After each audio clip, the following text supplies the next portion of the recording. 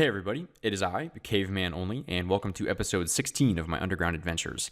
I want to start this episode off by saying that this one will be a little bit different than the other episodes you've seen in the past. In episode 15, for example, I achieved the fire cape and the full obsidian plate armor set. There was a lot of action-packed stuff happening. In this episode, however, to be quite honest, not a whole lot of excitement happened. It was a lot of grindy stuff, and the SparkNotes version is that I've done a lot of Slayer, crafting, and thieving, and that's about it. So I will have the clips playing in the background, and you can watch them as you listen.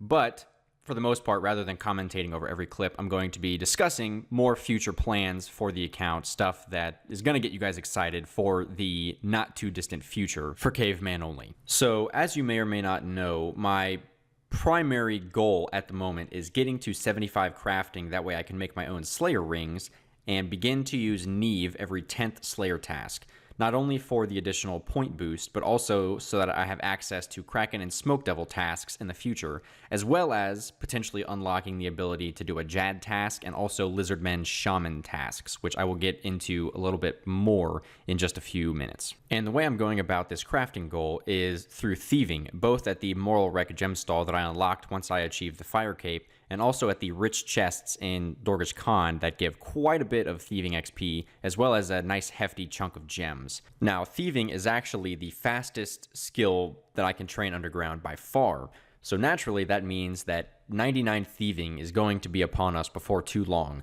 So the first topic that I'd like to talk about in today's video are Skillcapes.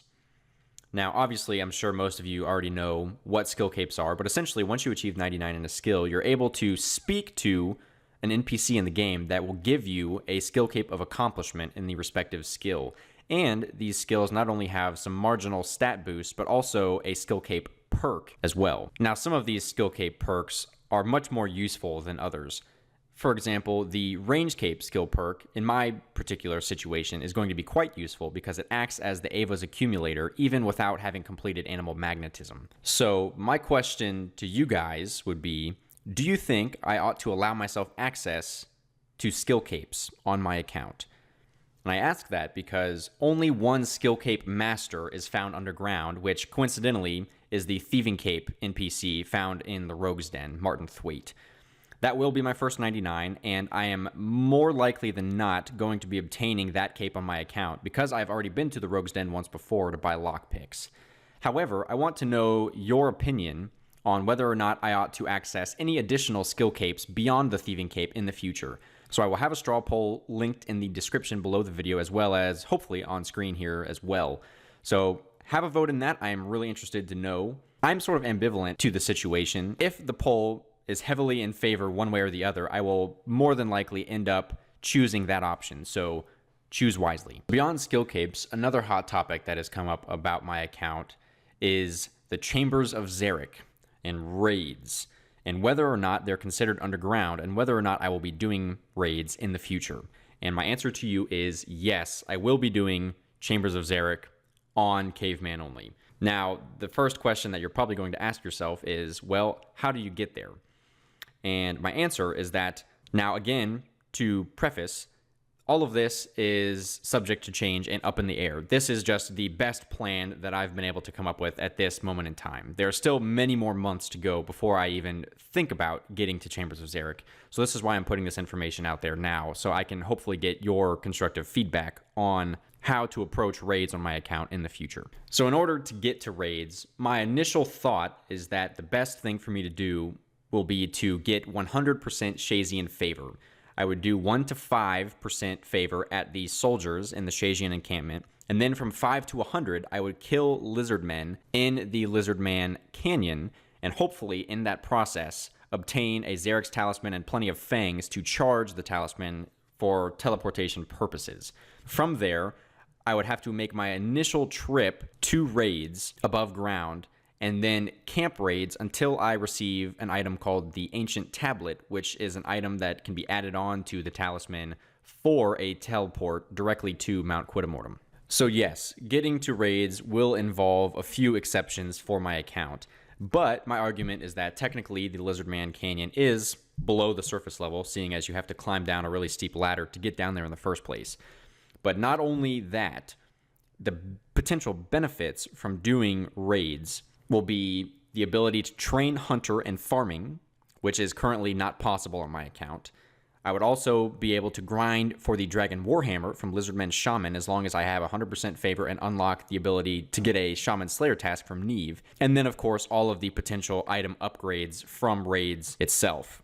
The full Ancestral Robe set, the Dragon Hunter Crossbow and the Twisted Buckler, Rigor and Augury Prayers, etc. I've just created a new section in my official rules about the Chambers of Xeric, so if you'd like to check that out, that's on the screen as well as linked below in the description. The other new part of my rules that you may or may not have seen in the last few weeks is regarding my construction training. If you've watched my past few episodes, you'll know that I've begun the process of lamping from 1 to 27 construction. That way I can build a skill hall with a downward oak staircase to build the rest of my house. I'm still in that process. I've achieved level 5 construction thus far over the course of about 2 months, and so there's still a long way to go. But once I get to level 27, like I said, I will be building that skill hall with the oak staircase, training very briefly from level 27 to 30, and then using my stash of long and curved bones from there to get up to roughly level 45, which will be enough for me to build a workshop with a tool store 4 in order to get amulet and bracelet molds to make a combat bracelet, glory, berserker necklace, fury, that kind of thing. So that's also very exciting, but still several months away at this point. And the final topic that I would like to bring up before we get into my bank and stats. Next month, in April, will be the 1-year anniversary of Caveman Only. It's hard to believe that I've already been playing on this account for just shy of a year, and it's honestly still amazing to me what we have managed to accomplish together, both in-game and also in the community as well. I want to just quickly thank you guys, those of you who continuously support me watching my videos and watching the streams. I've gone from nobody to a little bit less of a nobody in about a year's time, and that is awesome. So I want to really thank you all for the continued support over the last year. Now, anniversary ideas that I have for sometime next month, the exact details are still to be determined, but I am looking at doing a 12-hour live stream for charity sometime in the month of April. Again, the date and time are to be determined as well as which charity in particular, but it's all going to be live on my stream, twitch.tv/caveman only.